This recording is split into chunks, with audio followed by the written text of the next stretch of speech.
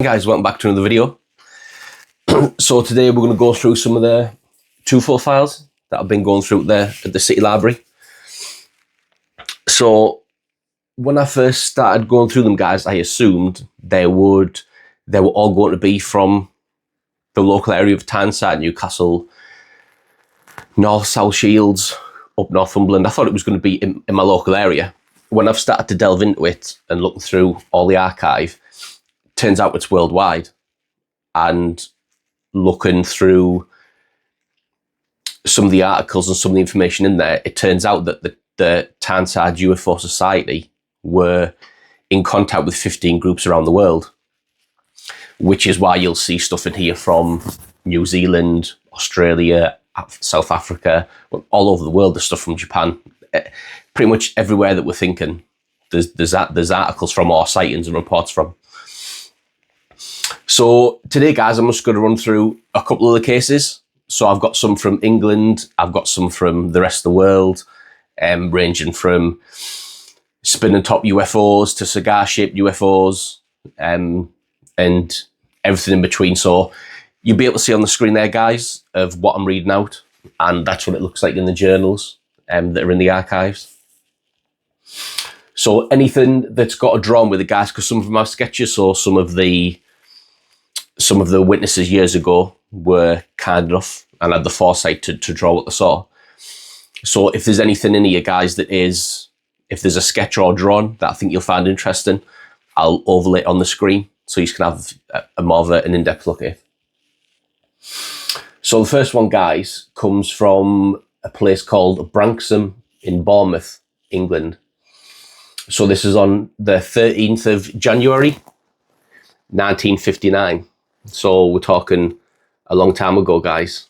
So the title of the sighting, guys, is Now She Believes in Them. So at 3:30 p.m. on January 13th, 1959, Mrs. J. Bootle looked out from a rear window in her house at Branksome near Bournemouth, England, and saw what looked like a huge spinning top in the sky over in the direction of the railway line. Mrs. Bootle lives at 121 Princess Road. Another witness was her sister-in-law, Mrs. Nuttall, of 65 Princess Road. She also saw the object, which appeared to be like an enormous dustbin lid. It was travelling steadily and spinning as it went along. Both women taught out of doors and saw the saucer was still quite visible. Mr. D.A. Caddell, International UFO Corps investigator in the area, has interviewed the two women and is impressed by the incident. Mrs. Bootle stated she used to laugh at flying saucer stories, but now she has seen one for herself. So the thing with this one, guys, is I think one of my views is why there's so many sightings from the 50s up until the 70s is through, I think partly it's through lack of technology. How often are we sat with our phones in our hands, watching TV, watching YouTube? So there's never a real chance or opportunity unless you go out like myself and, you know, like you guys and like other channels that you watch, unless you got boots on the ground and you're looking for these things and you're sky watching, all that type of stuff. We're never going to have a real opportunity to do anything like that, or the opportunity to see something like that. Now, I like this one, guys, because it says it looked like a huge spinning top in the sky. Now, if it looks like a huge spinning top, to me, that disqualifies airplanes. If it looks like a spinning top, a huge spinning top, is it really going to be a weather balloon back then? I don't think so. Maybe you disagree, guys. That's all part and all fun of looking through these cases. And the best thing is, guys, it's two women as well who saw the same object, which obviously makes it more believable. So that one there, guys, is, as you can see there as I zoom in, so that is a typewritten interview of the witnesses. Just above it there is actually something that made the paper. So they were interviewed on a local paper down in Bournemouth. It pretty much covers what's in the one that's been typewritten below. So the next one, guys. Is from a place called Peckham in Kent. And this one is about 4 sisters who saw the exact same thing, who lived on a farm or out in farmland. So again, guys, double the amount of witnesses that the first one had, we've just had a look at. So a London family who'd been hot picking in Kent, who were involved in a saucer sighting at Peckham, a small place about 5 miles from Canterbury. This is, in the words of Mrs. May Gentry, the eldest sister, a story of what happened. So the 4 sisters, guys, is May, Edna, Ellen and Margaret. So they were out looking for scrumping apples. It was a clear night, and it was 9 o'clock on September 9th. They're out in the middle of a cornfield when Edna glanced up and said, "Look at that shooting star." Just after this, I had an urge to look up, and as I did, I noticed what I thought was another shooting star, but it was moving much slower than the last one. We all stood staring at it, and then noticed it was coming lower, continuing in large circles at first, and then it was like a star, but bigger and very bright. It descended lower and lower, and then I saw that bright star was surrounded by a glowing halo, which is the most interesting. I found these cases fascinating, guys, I really do. So I then saw that bright star was surrounded by a glowing halo. But the biggest surprise we got was when we heard a distinctive swishing noise coming from the object. By that time, we were all very scared, and then Ellen shouted, "It's a flying saucer." We all began to run except Ellen, who said, "I'm staying here to see if it lands, and perhaps a handsome Martian will step out and ask me if I want a lift." But she did not stay for long, for we soon saw her running behind us. When we arrived back at the hop huts, we heard some small boys arguing around a fire. One said, "I saw a cigar thing in the sky," but the other boys didn't believe him. When I arrived back in London, I told a few people, but they just laughed and said probably an aeroplane or helicopter. Myself, I know that the object we saw was neither of these. Before this incident happened, I said that I would never believe in flying saucers until I had seen one. Now I believe in them. Her brother, Mr. G. Merry, affirms my sister May is 25 years of age, and she is honest and truthful, and I've never had any reason to doubt her words. This is why I believe her unusual account to be true. So the interesting thing about this, guys, is, again, all 4 witnesses, obviously 4 sisters. Why would they all... This is the thing I always find interesting about these cases, guys, and when I'm ever looking into cases and I'm trying to ascertain whether they're genuine, or because these people out there who would lie and who would want to, gain things for fame or for money, I suppose, and that type of stuff. What have these 4 girls who were out scrumping for apples got to gain by telling a story about seeing a flying saucer? I just don't see what they would gain unless it was the truth and they just wanted to get the story across. The most interesting thing about it, guys, is that this bright star that they said was surrounded by a glowing halo. Now, I don't have a clue of anything that would be surrounded by the glowing halo, conventional wise. I mean, aircraft, helicopters. I've been on many helicopters, guys, during my time in the military. Never once have I thought any of them had a glowing halo around them. The only thing I can think of, guys, is when seeing it, if they've seen it from a funny angle, perhaps the glowing halo was, if they have indeed seen a flying saucer, which is what they think they saw, or what they allege that they saw, and they're seeing it from below, maybe the glowing halo was a ring of lights around the saucer itself that was lit up, which would then backlight the UFO itself. Personally, that's what I think they saw. I think that would give you, that would give you the essence of the UFO looking like it had a glowing halo underneath. So there you go, guys. That one was from Canterbury in Kent, in a place called Peckham, and that was 9th of September 1958. So the reason why, guys, the jump from year to year is because all the archives have come back from Sweden and they're locked away in the strong room there, and some of the stuff's missing, unfortunately, and the library don't know what's missing. So, but when the archives guys aren't in aren't in year order. So when I first went, I got 1958, 1959, 1960. And when I went back the day after, I got given 1956, 1963 and 64, I believe.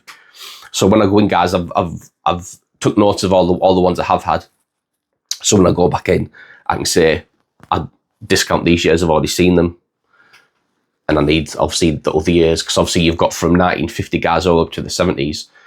So I've got, and each journal, guys, is only 6 months. So each year's got 2 journals pretty much. So I'm looking at 50 journals to go through, and I've only been through 6 so far. But that's the reason, guys, why the jump between first one was 56, I think, and then this one's 58. So there's just some background of why the jump about. So this one, guys, is fascinating. I love this one. And you'll see over the course of the series that I do, guys, there's a lot of people back then in the 50s and 60s claim to have seen motherships and craft flying in and out of them and breaking apart. You'll see that there's multiple stories about that type of stuff, which I find fascinating. I don't think in modern times we hear that much about motherships. It's always a one-off sighting. I've seen one UFO. Maybe you get plenty of stories about seeing multiple lights in the sky. I know Paul reports that a lot from Bempton over on the Truth Proof channel, but actually seeing a mothership and seeing UFOs coming in and out of it and surrounding it, I don't think we hear much of that anymore. So this one, guys, is from Derbyshire in England, and this is 7th of January 1958.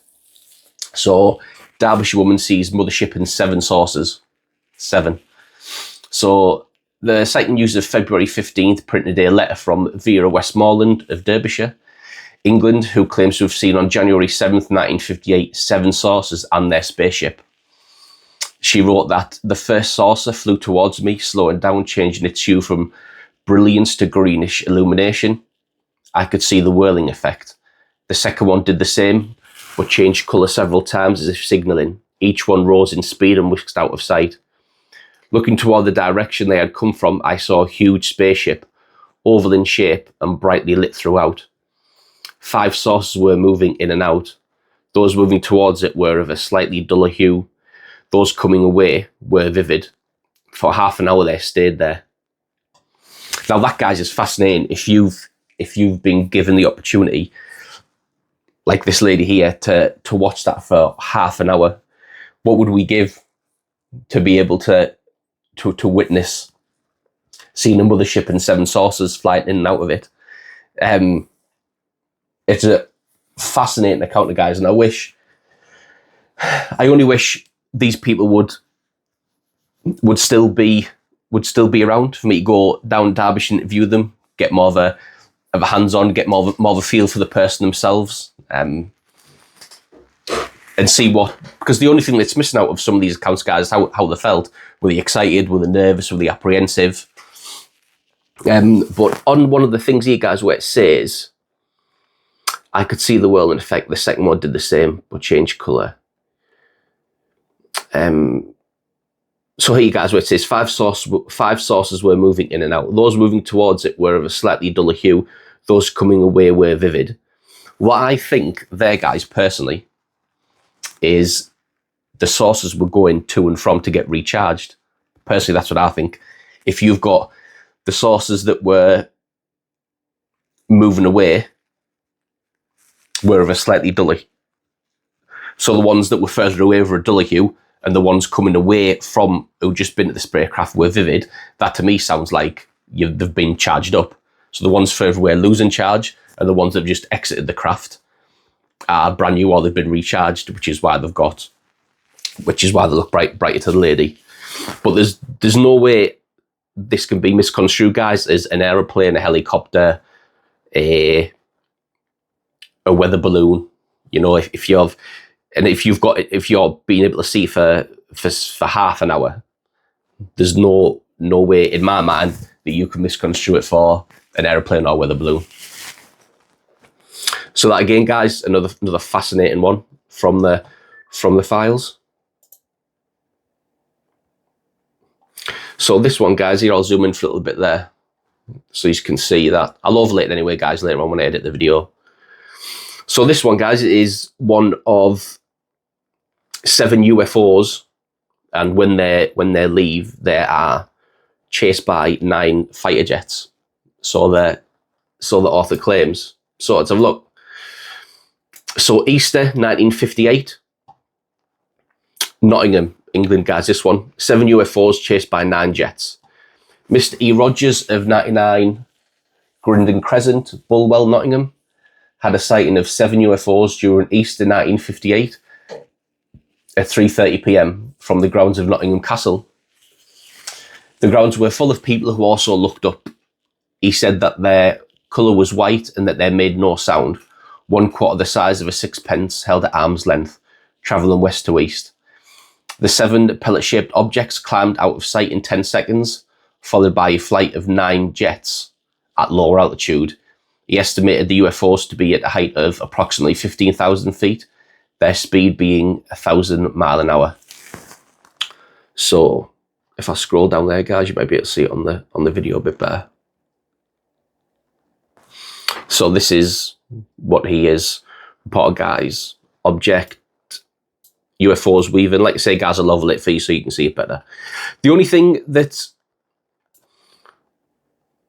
I won't say I'm wary of, guys, but the only thing that I take with a pinch of salt on these sightings, I believe the witnesses, guys, for the most part, well, every story that I tell you, I believe that's why I'm telling you it. There was some stories in there and articles in there that I was going to report on, and then further through the journal, you'll see that they've been debunked and they weren't. So I haven't included them because there's enough stories and there's enough people debunk stuff out there that I didn't think it was worthwhile including. But the only thing that I ever wonder how they would know is the speed of these crafts. So this gentleman here, Mr. Rogers, saying it was their speed being at least 1,000 miles an hour. I don't know how you would quantify it. I suppose if you saw now, if we think what a normal airplane when you go on holiday is, 500-ish miles an hour. If you saw someone travelling double that speed or moving twice as fast, you could, I suppose, safely assume it was 1,000 miles an hour. But I don't know how you would gauge that back in 1958. That's the only reason I have to not question it, guys. 100%, I believe the gentleman who had the view, and there was multiple witnesses there in the grounds of Nottingham Castle. I just wonder how they gauge how fast these objects are truly moving. And I'll point that out in multiple cases that I go through, guys. There's people who say thousands of miles an hour, hundreds of miles an hour. So that's the only ever worry I have, guys, with reports, how they're gauging how fast these things are really going. So this one, guys, is an encounter from Poland. So like I say, the TUFO Files are from all over the world. They were in touch with 15 groups, as I said earlier, from all over the world. So they've also managed here, guys, to get a sketch of the sighting that the gentleman who had the sighting has managed to sketch down afterwards. So here we go, guys. So this one, guys, is the 22nd of December, 1958. Muzina, Poland. How I've pronounced that right. Source over Poland. The above drawing is from a photo first published in the Life in Warsaw magazine, February 23rd, 1959, sorry. It was photographed by Dr. Stanislaw. Here is his story. Taking advantage of the end of my vacation, I left with my wife for Muznia. Unfortunately, the weather was bad. Not until the 4th day, which was December 22nd, 1958. The day was sunny with a lot of small clouds. After dinner, about 3 p.m, looking through the window towards the south, and as I thought southwest, I noticed an interesting brightness as of a setting sun peeking through the clouds. As I did not have with me my filter, I felt that the setting sun would give me a beautiful reflection of the clouds. At the moment of taking the picture, I was standing at the window of the room in which I occupied at the time. The moment it took me to decide which fragment of the picture with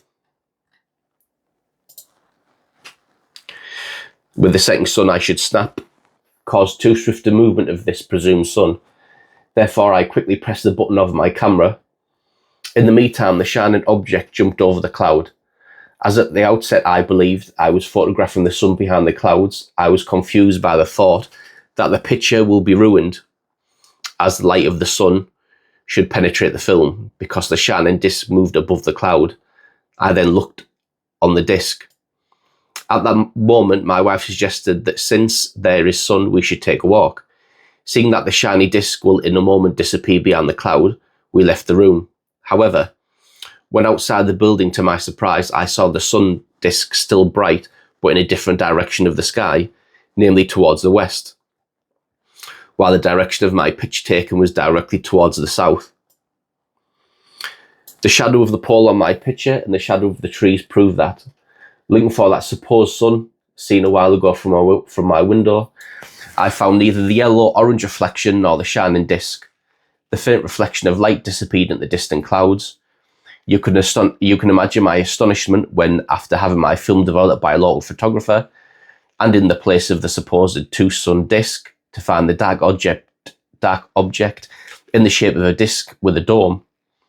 Analogical shape over it, specifically from the explanations of specialised photographers, is a reflection of a lighted object within the apparatus, which has been later explained in the periodical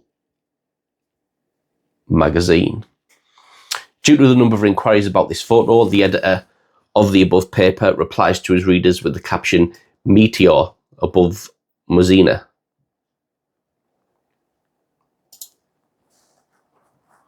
So the scientific explanation of the interesting appearance of Mozina, they replied that the case is in progress of investigation. They have in their possession not only a picture, but also the film negative and also a solid, trustworthy witness in the person of the doctor. On the basis of statements of many experts in photography and photochemistry who examined scientifically the negative, the print and the photographic apparatus, they have ascertained that the authenticity of the taking of the picture on December 22nd, 1958 over Mozina cannot be denied. So there we go, guys. Sighting over Poland. Not as concrete or as interesting as the other ones I've covered, but that one, guys, is from a doctor. So all the sightings that I've found in the TUFO files, if it was from a doctor, a policeman, anything military related, anything of that nature, a policeman, people always say that's the gold standard. So I've included everybody who would hold their opinion or their judgment to a high level. So with this one being doctor, I've included it. I really wish we had the photo or the negative in the journal to show you what the guy captured on film. Unfortunately, I don't. The only thing that there's is the drawings that he has taken of the photograph itself. So I'll overlay them later, guys, in editing. So 2 more stories, guys. So this next one is another one from around the world. And this one, guys, is a bit more of an out there encounter. This is probably on the edge of believable for a lot of people, but it's in the journal, guys, and I thought it was a fascinating encounter nonetheless, so I thought I'd include it for you. So this one, guys, is from Domston in Sweden, and this is titled Little Men Encounter. So this encounter, guys, is also included in Gray Barker's, so from Gray Barker in Ray Palmer's Flying Saucers. It's also included in that book, if anybody wants to read it. So at Domston, near the Straits of Cresund, which divide Denmark from Sweden, 4 strange little creatures tried to kidnap 2 men, merchants Hans Gustafsson and student Stig Rydberg. The 2 men had been at a dance on December 20th, 1958, and were driving home. About 3 AM, they spotted a peculiar light in the nearby woods and stopped to investigate. They got out of their car and walked toward the light, but halted when they discovered it was coming from an object which fitted the popular conception of a flying saucer. The thing, about 16 feet in diameter, rested on 3 legs. Now, how many times, guys, have we heard that in the past when things have been covered on Rendlesham or Roswell or anything from the past, guys? It always seems that it is this saucer lights in the woods, and then 3 legs. That is a common theme, guys, that you'll see through the TUFO files in general, and a lot of the stuff that's already been covered, different case files in the past, always seem to have this in common, or a lot of them do anyway. So suddenly they were surprised by 4 little creatures about 4 feet tall, which grappled with them. The little men were most unusual in that they possessed what passed for arms and legs, but no hands or feet on the appendages. They were lead grey in colour. Now that in itself, guys, is fascinating. If they didn't have hands and legs, not hands and legs, sorry, hands. They had arms and legs, but no feet or hands. If they had no hands or feet, guys, how were they walking? No, I found that peculiar and fascinating in equal measure. And if they had no hands, how are they grappling with the men? So although the creatures apparently had no extremities on their arms, they did have a respectable grasping ability. They grabbed the 2 men and were soon dragging them toward the craft. It was difficult to defend themselves because one got no real hold on the jelly-like creatures. My right arm, said Rydberg, sank as far as to the elbow deep into one of them when I tried to box myself loose. Which is fascinating, guys, that they were made of some jellyfish-like substance. And his arm just sunk into him when he tried to get away from him.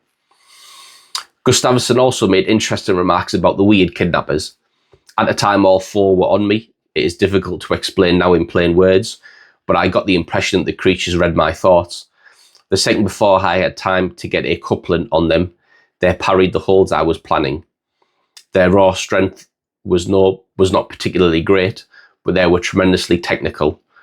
After struggling with the creatures for some time, one of the men broke free, ran to the car and began blowing the horn. The sound apparently alarmed the creatures, who quickly let go of the other man and ran to their saucer. As the machine took off, the light around it became more intense and it emitted a smell reminiscent of either and of burned sausages. A high-pitched sound accompanied the takeoff. So many fascinating things in that, guys, in that story, from the fact of 4 lead grey creatures, no feet or hands, jellyfish-like substance. And the thing as well, guys, that is different to a lot of the reports in England, where most of them there's no sound involved. Everything is deadly quiet, which is another reason, guys, why I always discount aeroplanes or helicopters. There's definitely going to be a noise, some type of propulsion of the craft that we use. And that's what's different in this one, guys, where it says there, as the machine took off, the light around it became more intense, as you would expect if it was taken off, I would imagine. And a high-pitched sound accompanied the takeoff, which is different to a lot of encounters that we hear. You know, a lot of things are always silent. So yeah, guys, another one, another fascinating one. I love encounters where it says they've had some type of interaction with a creature, a being, an alien, little men. And that one, guys, is from Sweden. So like I say, another story from around the world. And this one, guys, is the last one for this episode. So, UFO seen over London, Ministry of Defence and UFOs. So up until now,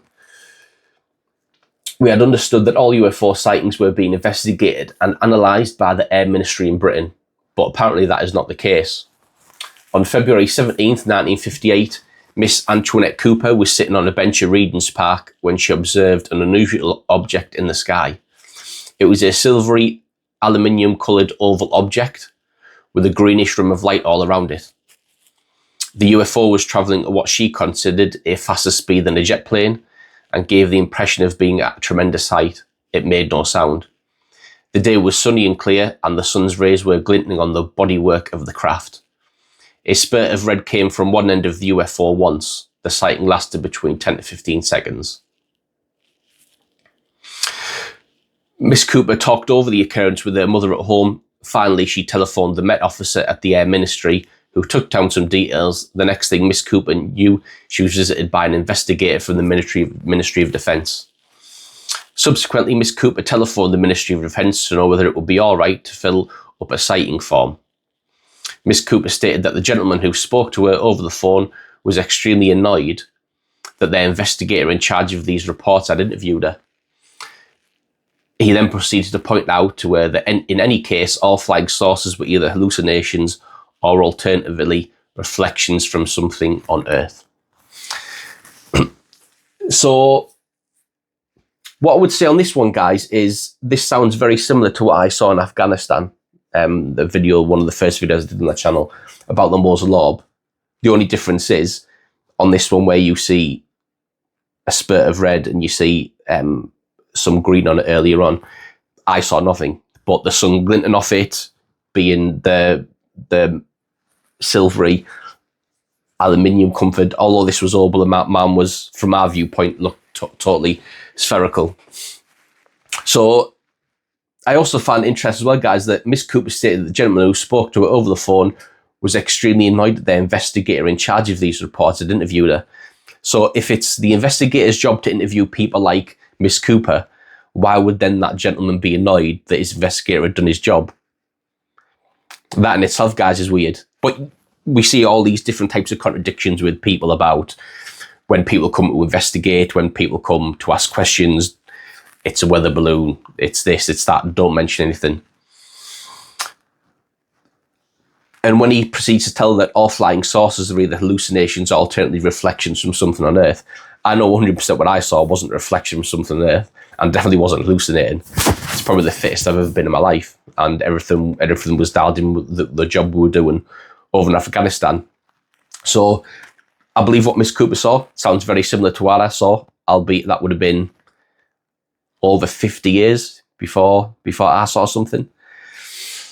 So just one of that, guys. When we talk about this thing and we say now we think it's military craft, and it very well could be.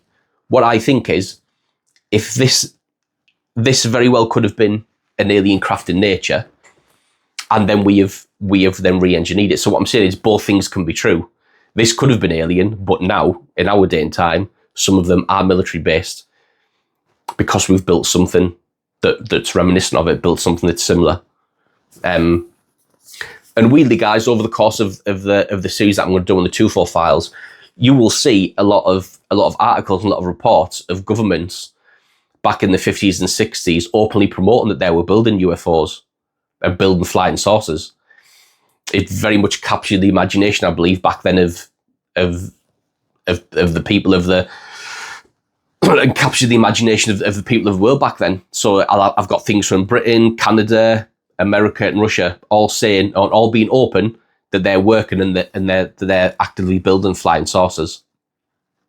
And like I say, guys, that must taper away as we get further through into the later decades. But yeah, guys, so that was just a small snippet of the TUFO Files, some from England and some from further afield from around the world. So if you enjoy the video, guys, please like and subscribe. I've got tons of more articles and sightings and witness statements to go through with you all. That is just a small sneak peek. And I'm also going to do a separate series on the cryptid sightings that are in here, because they're a lot fewer. So I'll just do one video of all the cryptid sightings I have so far, and then when I go back and read more of the TUFO Files and I get more, I'll just do them in separate videos. So thanks for watching, guys, and I hope you enjoyed the video.